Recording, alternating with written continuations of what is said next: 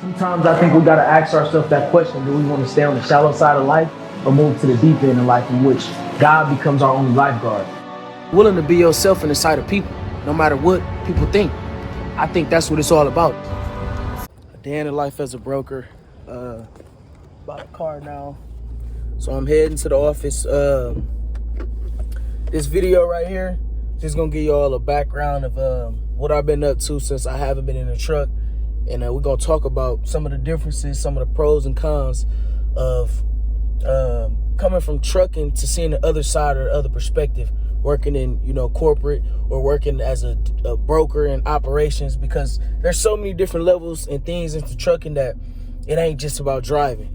I think it's always good to get the other perspective, the other side of who on the other side of you when you actually out there driving, so that it can give you a better understanding of who you working with, how they doing business, and how much time it may take, and just the everyday operations of what it really feels like to be on the other side. So I'm gonna give y'all, this is gonna be a slight clip. I'm gonna show y'all how it look, and then we're gonna talk a little bit about which one I think I like the most, just from both perspectives. I think it's always good to learn both perspectives of the trucker operation, whether that's on a logistics, sitting in the seat, actually dispatching trucks, or brokering, being a broker between trucks, or actually being the one that's delivering the loads, driving the trucks. So y'all stay tuned, keep rocking with your boy. So one thing I will say is that, typically when you are operations, from my knowledge so far, first shift or getting up early in the morning, working that typical 8 to 5, 9 to 5 is the route. And it's funny because traffic, I'm gonna show y'all something. This is what you deal with. I could take that JB Hunt truck ain't going that fast. So this is typically, what you deal with. You deal with a lot of traffic on your way to work. But I think it's a smooth, slight traffic that you deal with, but it's different, because everybody is not everybody, but a lot of people has those typical office jobs, because a lot of people don't want to get out there and grind in the trucking grind, and that's why when you look around the world, people pockets are different monetarily or financially, because I think trucking from the other side, actually being a driver, is a whole different ball game. Of course, y'all know I've been out there, loved it out there, and typically people just want that typical, regular job where they can get home, get to their family, and just be chilling. Trucking ain't always like that. Now you got local jobs, we all know that, but you gotta, every day is something new typically. So you see this traffic, is always traffic in the morning. That's something I deal with, but it ain't too much. It lets you ease your mind and get ready for the day.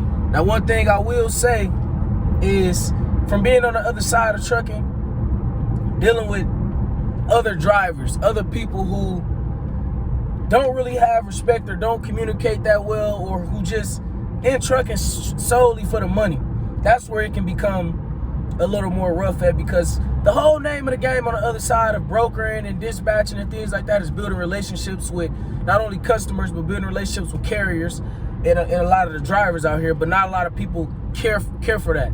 So a lot of what I do is, as a broker in operations, is help move freight from a shipper to a receiver. Now to do that, you got to have a truck driver, but the truck driver got to be reliable. The truck driver got to care about the load, got to care about the freight, got to care about even you, because all of it stems from you communicating with that carrier or that driver.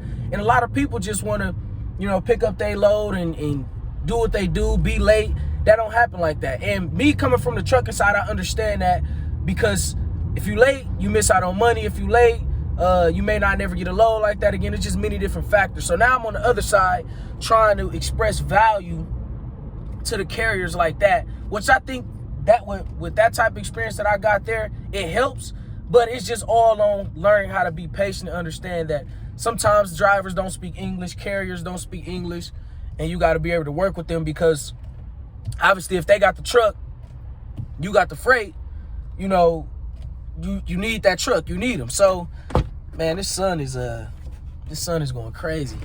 But it's for sure a new perspective. It shows something new. I think one of the biggest things for me, it makes it fun when you know, it makes it fun as a broker when you get to negotiate. Negotiating is one of the best things because it makes you feel like you got leverage. And if anybody who's been in trucking know, when you're in trucking, you know that, you know, you get to negotiate because you got the truck. But it's fun to be, you know, from the broker to the truck or the carrier, how negotiating goes back and forth because both need each other. I think that's really cool. But one thing is me sitting down for a long time, and I know this may sound crazy because sitting down in the truck, you do it for a long time, but it's like sitting down in the seat all day staring at screens versus sitting down in the truck is so much different. I'm gonna tell you why.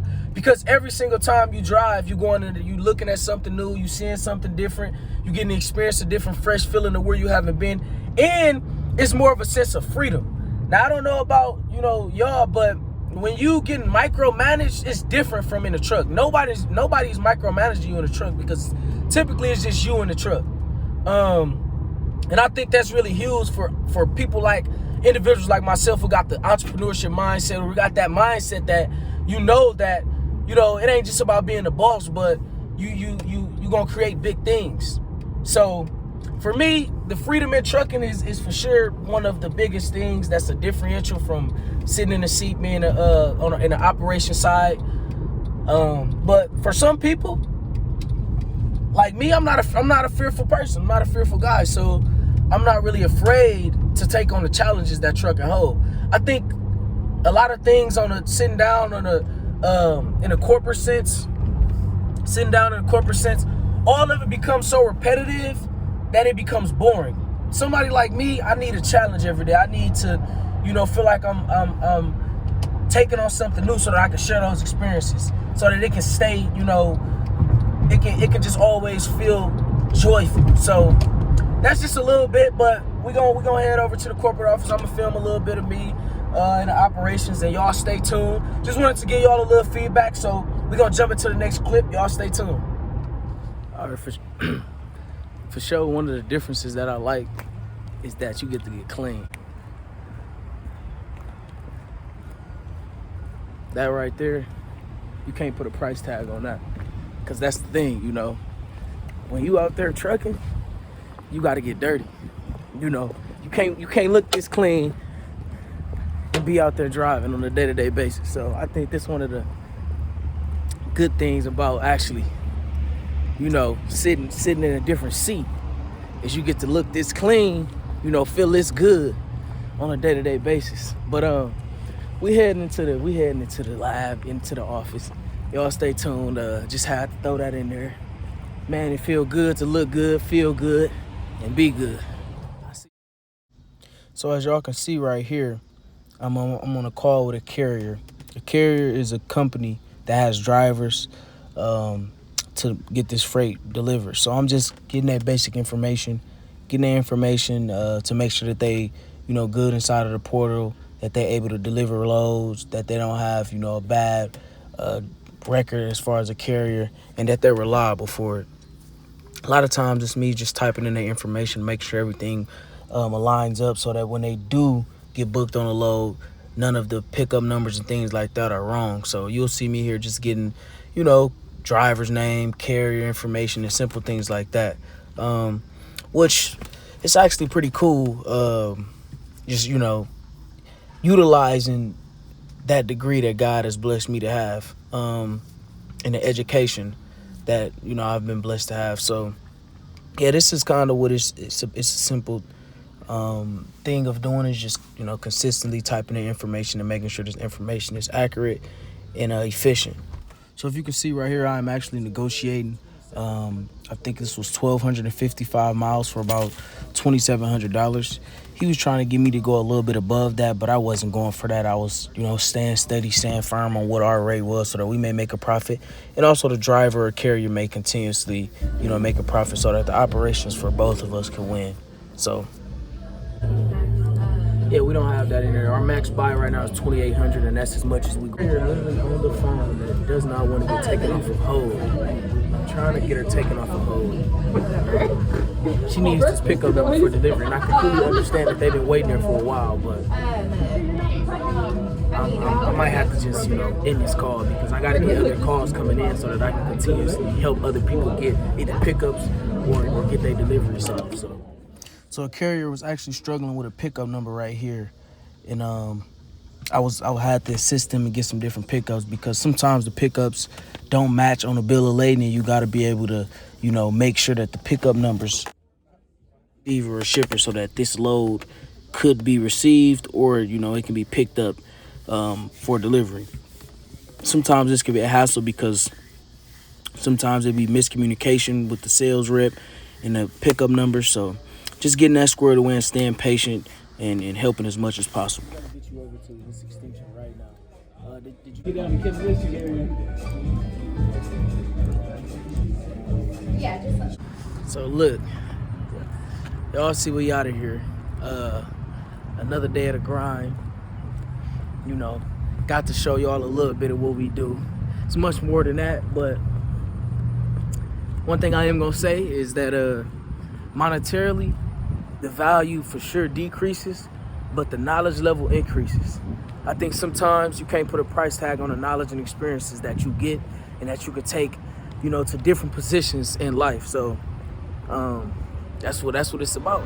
Find who you are, live in spirit, and find peace. Our lives are meant to be legacies for somebody else, for generations to come. And we got to continue to walk after that and do things that are courageous.